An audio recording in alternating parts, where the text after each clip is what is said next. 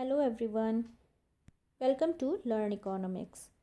After watching this video, we are able to understand the total expenditure method of measuring elasticity of demand. Total expenditure method को total outlay method भी कहा जाता है. Total expenditure method doctor Marshall द्वारा दिया गया था. इस मेथड के अकॉर्डिंग प्राइस के चेंज होने पर टोटल एक्सपेंडिचर में जो चेंज आएगा उससे हम इलास्टिसिटी को मेज़र कर सकते हैं. Elasticity of demand unitary elastic तब होती है जब प्राइस राइज हो या फॉल, टोटल एक्सपेंडिचर कांस्टेंट रहता है. इस शेड्यूल से स्पष्ट है कि जब प्राइस 6 रुपीज़ था तब क्वांटिटी डिमांडेड 7 यूनिट थी, तो टोटल एक्सपेंडिचर कितना होगा 42. टोटल एक्सपेंडिचर हम कैसे निकालते हैं? प्राइस की क्वांटिटी से मल्टीप्लाई करके. इसी प्रकार जब प्राइस इंक्रीज़ हुआ 7 रुपीज़ तब प्राइस राइज होने पर क्वांटिटी डिमांडेड तो घट गई, यानी अब कंज्यूमर 6 यूनिट परचेज करेगा, बट टोटल एक्सपेंडिचर 42 ही रहा.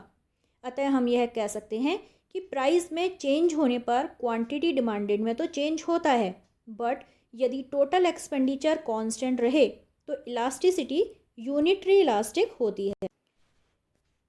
नेक्स्ट है, जब कमोडिटी के प्राइस में चेंज होने की वजह से टोटल एक्सपेंडिचर में भी चेंज आ जाए तब लॉ ऑफ डिमांड के according elasticity is more than 1.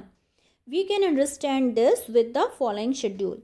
जब प्राइस 6 रुपीज़ था तब कंज्यूमर 10 यूनिट परचेज करता है, तो टोटल एक्सपेंडिचर कितना हुआ 60 रुपीज़. अब प्राइस राइज होकर 7 रुपीज़ हो जाता है, तो as per law of demand quantity demanded तो घट जाती है. अब कंज्यूमर 6 यूनिट परचेज करेगा, तब टोटल एक्सपेंडिचर घटकर 42 रुपीज़ हो जाता है. इसी प्रकार जब प्राइस राइज होता है तो क्वांटिटी डिमांडेड तो डिक्रीज़ होती ही है, बट टोटल एक्सपेंडिचर भी डिक्रीज़ होता है. इस केस में इलास्टिसिटी इज़ ग्रेटर देन 1 होगी.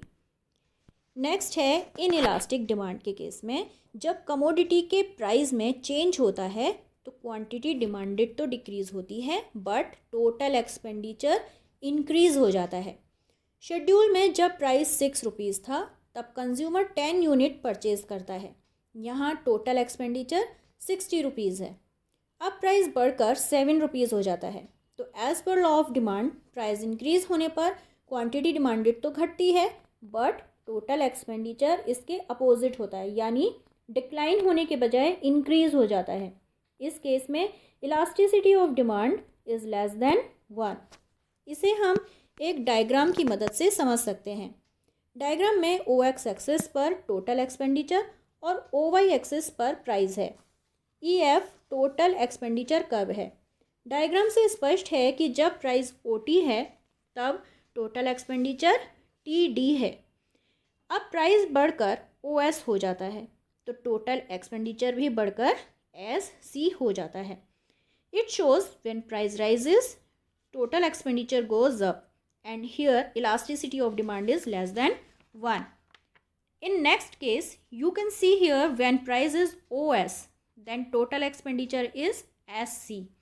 और जब प्राइस इंक्रीज होकर ON हो जाता है तब भी टोटल एक्सपेंडिचर NB SC के बराबर ही रहता है. टोटल एक्सपेंडिचर यहाँ जो NB है वो SC के बराबर ही रहता है. यहाँ इलास्टिसिटी ऑफ डिमांड 1 के बराबर होगी, कांस्टेंट है. ठीक है, प्राइस इंक्रीज़ हो रहा है लेकिन टोटल एक्सपेंडिचर यहाँ कांस्टेंट है, इसलिए इस केस में यूनिटरी इलास्टिक होगी. और जब प्राइस ON से इंक्रीज़ होकर OM हो जाता है तब टोटल एक्सपेंडिचर घट जाता है. अतः जब प्राइस राइज होने पर टोटल एक्सपेंडिचर कम हो जाता है तब इलास्टिसिटी इज़ ग्रेटर देन 1 होती है. So friends, thank you so much. Please like and subscribe Learn Economics. Thank you.